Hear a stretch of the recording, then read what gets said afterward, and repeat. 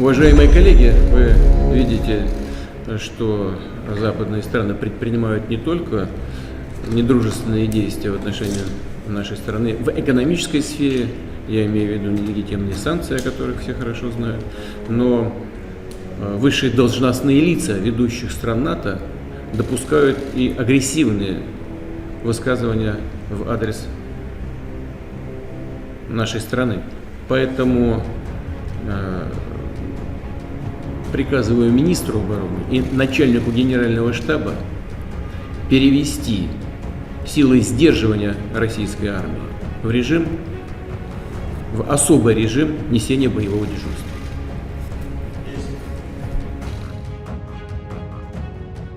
Akankah Putin meledakkan nuklir dalam perang penaklukan Ukraina kali ini? Seperti kita ketahui, Kiev ternyata tidak seperti yang dibayangkan oleh Putin. Dapat ditaklukkan dalam waktu cepat kurang dari 4 hari seperti targetnya. Kita semua tahu biaya perang itu mahal, maka kalau perang itu lama atau panjang, maka sudah dipastikan pasti akan merugikan. Kata-kata ini sangat terkenal di dunia ketika Jenderal Norman Schwarzkopf mengatakan hal tersebut dalam Perang Teluk di tahun 1991.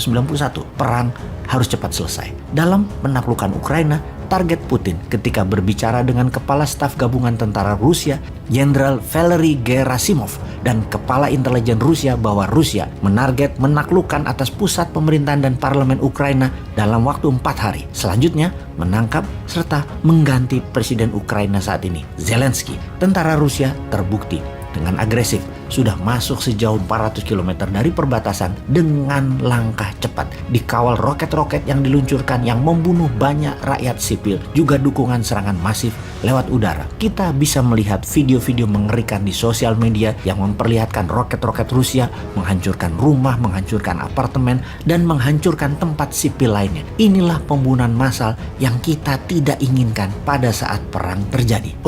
Kita lompat sedikit. Kita juga tahu di sisi Wakanda yang katanya mengatakan stop perang. Namun dalam resolusi PBB ternyata memilih abstain. Aneh juga ya. Ini patut dipertanyakan kebijakan luar negeri Wakanda ini. Mengapa mengatakan stop perang tetapi abstain tidak memberikan suara dalam resolusi perdamaian PBB? Ini Wakanda kebijakan luar negerinya ikut kakak tertua ya, ikut Tiongkok ya. Memang hebat sih kalian pejabat Wakanda. Sejauh ini banyak beda mulut sama tindakannya. Oke, lanjut deh. Katanya minta 3 tahun lagi ya. Monggo, silahkan. Kalau kita kaum New Mind memilih lebih baik mengingatkan apa yang akan terjadi di Ukraina, yaitu akankah dipakai atau diluncurkan hulu ledak nuklir itu? Kita tahu Rusia memiliki bom nuklir terbesar di dunia yang namanya Tsar Bomba yang memiliki daya ledak 50 megaton atau 50 juta ton. Daya ledaknya setara dengan 3.500 kali lebih besar dari ledakan Hiroshima. Rusia saat ini memiliki bom nuklir yang sedikit lebih kecil dari Tsar Bomba, yaitu Satan II, yang secara teknis rasanya tidak mungkin segila itu Putin akan ledakkan di Ukraina yang bisa membuat 10 juta manusia meninggal dan yang berefek 1000 kali lebih parah dari Chernobyl dalam jangka panjang. Namun Rusia punya 3.500 roket balistik berhulu ledak nuklir dan ada lebih dari 1.000 peluncur rudal balistik yang bisa menjangkau Eropa Barat. Rusia punya yang skala kecil yang akan memberikan efek gentar ke dunia dan mungkin saja dihajar ke Kiev. Kemarin malam Putin mengatakan hal tersebut, akan menggunakan nuklir untuk memberikan efek gentar di Ukraina. Sahabat, hal ini sebaiknya kita perhitungkan. Kita bahas beberapa jenis perang terlebih dahulu di zaman modern ini. Semuanya perang setelah Perang Dunia Kedua. Ada Perang Korea, Amerika kalah. Ada Perang Vietnam, Amerika juga kalah. Perang Teluk, Amerika dan sekutunya menang. Perang Irak itu rekayasa. Perang Libya juga rekayasa, itu perampokan. Perang Timur Tengah dengan narasi perangi teroris, padahal mau ambil minyak, juga kalah terbirit-birit di Afghanistan misalnya di tahun 2021 kemarin, yang di Suriah masih berdarah-darah di sana. Semua perang selalu melibatkan Amerika. Perang di wilayah Timur Tengah adalah perang kontrol kendali atas energi minyak bumi dan gas. Perang Korea dan Vietnam adalah perang ideologi, komunis versus demokrasi. Dan di tahun 2022, Rusia agresi militer. Ini baru pertama yang tidak diawali oleh Amerika. Di Ukraina ini semua serba baru, namun prinsip perang semua sama.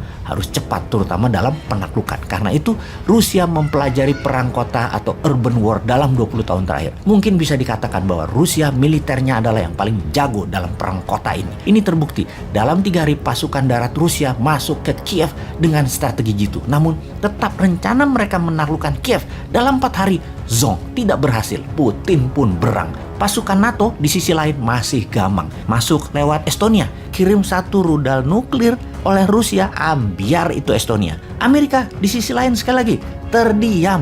Kalau Tiongkok, negara ini belum terbukti ketangguhannya dalam tindakan militer. Tiongkok belum pernah perang dalam arti sesungguhnya. Perang dunia pertama, zonk. Perang dunia kedua, zonk. Tiongkok nggak ada. Masih tidak ada wakil Tiongkok atau Cina di perang dunia pertama dan kedua. Sekarang akankah Tiongkok bermain untuk menunjukkan kesuperpowerannya atau tidak sempat? Yang sampai kapanpun Tiongkok bukan menjadi negara superpower, tetapi hanya negara besar. Alangkah sia-sianya Tiongkok tidak ambil bagian untuk pamer kekuatan ketika perang Ukraina ini terjadi. Ternyata berlangsung dan selesai dengan cepat. Seperti ketika Irak taklukan Kuwait di Agustus 1990, yaitu kurang dari 7 hari ke depan, Kiev takluk, Ukraina diambil Rusia. Maka dunia bisa apa? Kembali ke pertanyaan awal, akankah Rusia meluncurkan rudal nuklirnya? Sepertinya tidak. Namun Kiev akan takluk dalam 7 hari ke depan. Kita buktikan.